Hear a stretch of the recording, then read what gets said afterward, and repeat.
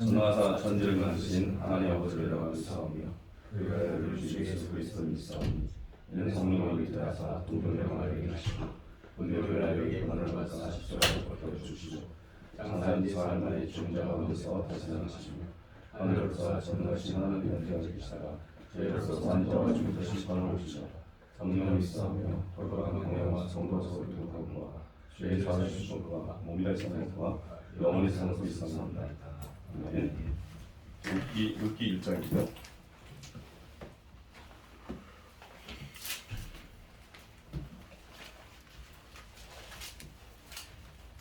룻기 1장 1절에서 14절까지만 읽겠습니다. 룻기 1장 1절에서 14절까지. 사사들이 시리하던 때에 그 땅에 흉년이 드니라. 유다 베들레헴의 한 사람이 그의 아내와 두 아들을 데리고 모압 지방에 가서 거류하였는데 그 사람의 이름은 엘리멜렉이요 그의 아내 이름은 나오미요 그의 두 아들의 이름은 말론과 비들이니 유다 베들레헴 에브라 사람들이었더라. 그들이 모압 지방에 들어가서 거기 살더니 나오미 남편 엘리멜렉이 죽고 나오미와 그의 두 아들이 남았으며 그들은 모압 여주에서 그들의 아내를 맞이하였는데 하나의 이름은 오르바요 하나의 이름은 루시더라. 그들이 거기에 거주한 지 10년쯤에 말론과 기드 두 사람이 다 죽고 그 여인은 두 아들과 남편이 뒤에 남았더라. 그 여인은 모압 지방에서 여호와께서 자기 백성을 걸으시사 그들에게 양식을 주셨다함을 듣고 이에 두 며느리와 함께 일어나 모압 지방에서 돌아오려 하여 이 동굴에서 나오고 두 며느리도 그와 함께하여 유다 땅으로 돌아오려고 길을 가다가 나오미가 두 며느리에게 이르되 너희는 각기 너희 어머니의 집으로 돌아가라. 너희가 죽은 자들과 나를 선대하는 것 같이 여호와께서 너희를 선대하시기를 원하며 여호와께서 너희에게 허락하사 각기 남편의 집에서 위로를 받게 하시기를 원하노라 하고 그들에게 입맞춤에 그들이 소리를 높여 울며 나오미에게 그의 아내니이다. 우리는 어머니와 함께 어머니의 백성에게로 돌아가느냐 하자. 나오미는 이제 내 딸들아 돌아가라. 너희가 어찌 나와 함께 가려느냐. 내 태중에 너희의 남편들 아들들이 아직 있느냐.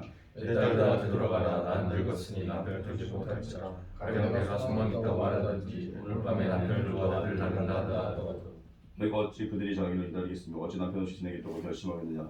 내 딸들아 그렇지 아니하리라. 여호와의 손이 나를 치셨으므로 나는 너희를 말미암아 너 마음이 아프도다 하매 갇히겠습니다. 그들이 소리를 돌아 다시 오니 원하는 그리스도 원인이 임하시되 그들을 쫓았다. 아멘. 도망가지 말고 정면 승부하라는 제가 말씀드리겠습니다. 살면서 가장 두려운 것이 있습니다. 질병, 가난, 죽음이 아니라 기도가 막힐 때입니다. 기도가 터져 나오지 않을 때입니다. 혼자라고 느껴지게 되고 또 무장해지는 것 같고 세상에 대한 두려움이 생깁니다. 다른 것으로 채우고 싶어지고 내가 만든 신이 생길 수가 있습니다. 하나님 외에 다른 걸 추구할 때가 있습니다.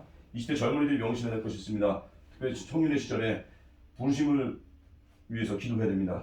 부르심이 아니면 돈과 길로 돌아가게 되고 특별히 기도가 없으면 말씀대로 살아갈 힘이 없습니다. 오늘 룻기의 이야기입니다. 첫 번째 메시지가 정령승부하라는 겁니다. 베들레헴이라는 말은 양식 창고라는 뜻입니다. 베들레헴에 이제 기근 들었습니다. 엘리멜렉은 고향 떠나기로 합니다. 어려움이 당하면 되게 세 가지 반응이 있습니다. 그냥 참기만 합니다. 고난을 낭비합니다. 그리고 도망가고 회피합니다. 세 번째, 고난을 유익하게 만든 사람이 있습니다. 기도로 푸는 사람입니다. 엘리멜렉은 그냥 눈에 보이는 대로 간 겁니다. 여러분 아무리 어려워도 하나님 뜻 안에 머무는 그 자리가 가장 안전합니다. 당장의 배고픔, 당장의 문제 해결이 아니라 하나님 선택하는 것입니다. 그래서 그의 나라와 그의 일을 먼저 구하는 거예요. 여호와 신포도 이야기의 그 현대판 이야기인데 여호와 포도를 따먹는 성공했습니다. 지켜보던 동물들이 환호했습니다. 여호가 포도를 먹었는데 정말 신맛이었습니다. 여호는 포도 가지고 시다고 불평하지 않았습니다. 쪽팔려서. 그럼 이렇게 얘기합니다. 세상에 이렇게 단 포도가 있다니라고 감탄합니다. 위선과 거짓입니다. 계속 그렇게 해서 위선으로 가다가 신포도 계속 따먹다가 결국 위기양으로 죽었다고 합니다. 남이 부러워하니까 지금 이 자리가 별로 불행한 자리면서도 욕심으로 간 자리인데 남이 부러워하니까 그냥 그 자리에 버티고 있는 겁니다. 죽을 지경인데 내려놓지 못하고 버티고만 있는 거예요. 물론 우리 부르심의 자리라면 끝까지 버텨야겠죠. 하지만 안 부른 자리인데 욕심 때문에 있는 그 자리인데 남이 부러워하니까 그냥 버티는 사람도 있어요. 넘어진 모습 그대로 나오는 겁니다. 예수님이 용납해 주십니다. 정직함이에요. 사람의 기대가 아니라 하나님의 기대. 그러면 격려 없이 달릴 수 있습니다. 자유로움이 있습니다. 아무리 어려워도 절대 기도를 멈추지 말고 하나님 앞에 새벽 기도에 생명을 걸고 삶의 질서가 잡히는 하나님의 선대기를 주님의 축원합니다. 두 번째, 마음의 이익을 하는 겁니다. 흉년 피해서 배고픈 며느리로 넘어왔습니다. 남편과 두 아들이 죽었습니다. 쇠 과하고 남았습니다. 나오미가 원망하지 않았습니다. 태도가 참 좋습니다.